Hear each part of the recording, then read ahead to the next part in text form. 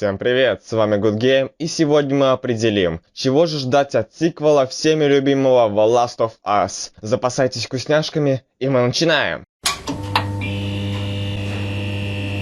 Поиграла в первую часть довольно-таки поздно, в 2016 году. Где-то через год, как у меня появилась PlayStation 3. Приходила в магазин в тот день за совершенно другой игрой, но в итоге взял ее, Hello. Изначально я вообще не понимал всей шумихи вокруг этой игры, и мне она не зашла. И я забросил ее в долгий ящик. Вероятно, потому что я был мелким ссыкуном, и меня пугали зомби. Но через 1,5 года я созрел. Начал расти мох под носом, и я наконец решил взять свои шарики и сжать их в квадратики. И на удивление для меня, она мне безумно понравилась. Я сразу же прошел ее еще раз, пролазил в каждом закоулке и добил DLC. Поэтому сиквел имеет для меня большое значение. А теперь мы поговорим о сюжете. Вторая часть является прямым продолжением первой части. Насчет чего вначале были слухи. Потому что Дракман не знал, делать ли ему прямое продолжение, либо же совершенно другую историю. Но все же игра продолжится там, где и закончилась, в Джексоне.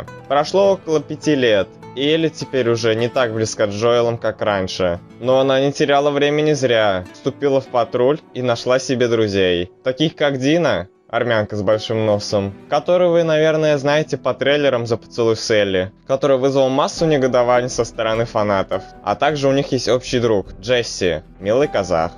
Сука. Все вышеперечисленные играют большую роль в сюжете. Нил Дракман сообщает, что главной темой игры будет ненависть, и на протяжении всей игры Элли будет преследовать желание заставить обидчиков ответить за свои поступки. И на это она пойдет любой ценой. Разработчики воспользовались тем, что мы играем за Элли, а не за старого контрабандиста Джоэла. И теперь мы сможем прыгать, уворачиваться от ударов и полностью лечь на землю, что очень разнообразит стелс. Например, мы сможем залезть под машину, или же засесть в траве. Также появятся новые способы передвижения, такие как лошадь, лодка и трос. А также Джоэл наконец-то научил Элли плавать. Большую часть игры мы проведем в Сиэтле, в котором конфликтуют две фракции. Сопротивление от оккупации, которые строго охраняют свою территорию и убивают нарушителей, а также религиозные фанатики, серафиты, или же шрамы, предпочитают холодное оружие и скрытный образ жизни. Но не стоит забывать о тех, из-за кого рухнул мир, зараженные. За 5 лет болезнь мутировала, и появятся новые виды, которые раскрываться до релиза не будут.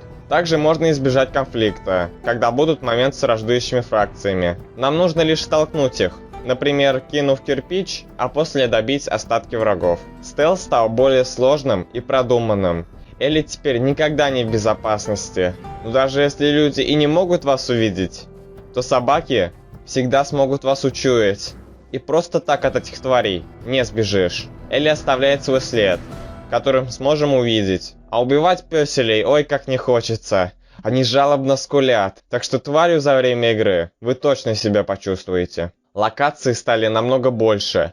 Если вы понимаете, что проигрываете в битве, можно отступить. Боевые анимации стали намного круче. И битвы теперь не такие простые, как раньше. Нам нужно уворачиваться от ударов и выждать момент для своей атаки. Разработчики выведут кастомизацию оружия на новый уровень. Мы сможем поставить найденный на уровне прицел на свою винтовку или скрафтить бутылку, чтобы надеть ее на пистолет, сделав таким образом своеобразный глушитель, который будет выдерживать лишь несколько выстрелов. Также появятся ветки развития, и каждый будет прокачивать Элли, как ему удобно. Мы снова должны будем находить книги и энциклопедии для новых рецептов и прокачки своих старых возможностей. Как и раньше, мы всегда должны будем постоянно тратить ресурсы, но в этот раз на заточку тратиться не придется. У Элли есть не ломающийся складной нож из первой части. Мир игры станет намного больше благодаря вертикальности. А это значит, что мы сможем еще больше и детальнее осматривать и изучать этот замечательный мир. Над звуками поработали очень хорошо. Диалоги вышли на новый уровень. И они могут различаться в зависимости от действий, которые вы совершили раньше. Враги стали более интеллигентными тварями и стали называть друг друга по именам. Сделано это, чтобы придать каждому убийству больше драматизма. Слушать диалоги придется больше, ведь из них мы сможем узнать, где можно забрать нужные нам ресурсы или секретные комнаты. А также Naughty Dog как-то уговорили Густаво Сантоанальи нарушить свои принципы и написать музыку для сиквела, поэтому за саунд не переживаем. Утечки и сливы видеоматериалов и скриншотов вызвали волну негодования со стороны фанатов. Например, из-за того, что противники — это сраные сектанты, а главный злодей вообще трансвестит. А третьи просто противники однополых отношений, и им не нравится это. Дракман ответил на это цитатой Кобейна, примерный смысл которой: «Если вам не нравится то, что мы делаем, просто свалите и не мозольте глаз». Это, конечно, некрасивый поступок, но это показывает, что ему не все равно на проект, а это уже что-то да значит. Так чего же нам все-таки ждать? Конечно, могло случиться так, что у Дракмана поехала крыша на толерантности к различным меньшинствам, но я больше склоняюсь к тому,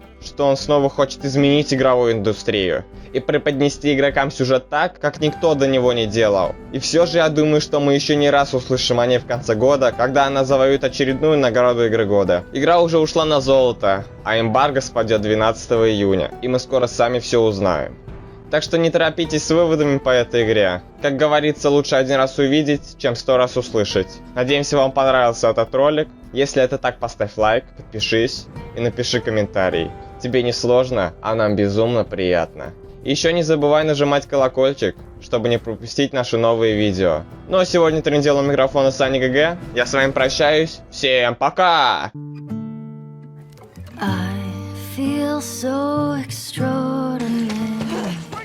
Something's gotta hold on. This feeling of a sudden sense of liberty. I used to think that the day would never come. I see the light in the shade of the morning sun. My morning sun is the drug that brings me near to the childhood I lost, replaced by fear.